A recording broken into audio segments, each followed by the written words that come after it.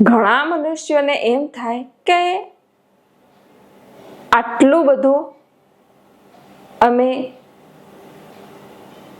સત્સંગમાં રહીએ, ભજનમાં બેસીએ, સાધનામાં બેસીએ, સત્કાર્યમાં રહીએ, ગુરુ કાર્ય કરીએ, તો એ અમારામાંથી રાગ દ્વેષ જતો નથી, ઈર્ષા જતી નથી, અહંકાર જતો નથી. કેમ આવું?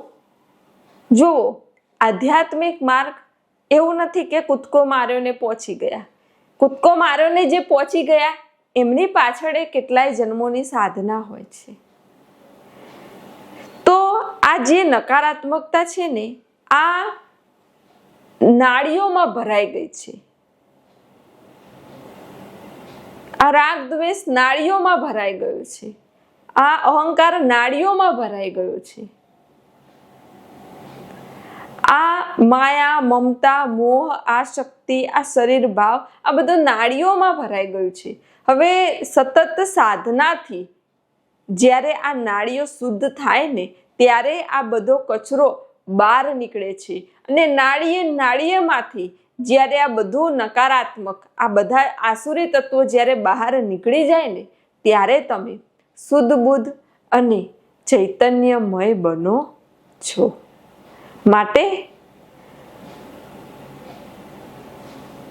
શુદ્ધિકરણ કરવું તે બહુ મહત્વનું છે. અઘરું છે ને, સહેલું જ છે. પણ ક્યારે? જ્યારે એ શુદ્ધિકરણ માટેની યોગ્ય વિધિ, યોગ્ય સાધના, યોગ્ય ધ્યાન, યોગ્ય મંત્ર તમારી પાસે હોય, તમને સદગુરુ સાનિધ્યમાં એ ખજાનો પ્રાપ્ત થયો હોય, તો એના દ્વારા તમે ખૂબ જલ્દીથી આ શુદ્ધિકરણ કરીને આધ્યાત્મિક માર્ગે આગળ વધી શકો છો.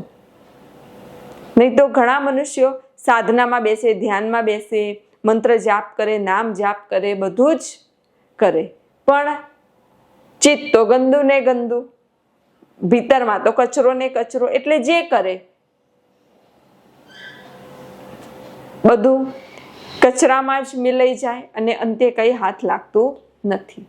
માટે પહેલા ચિત્ત શુદ્ધ કરો, પછી સાધનામાં બેસો તો જલ્દી ફળ મળશે.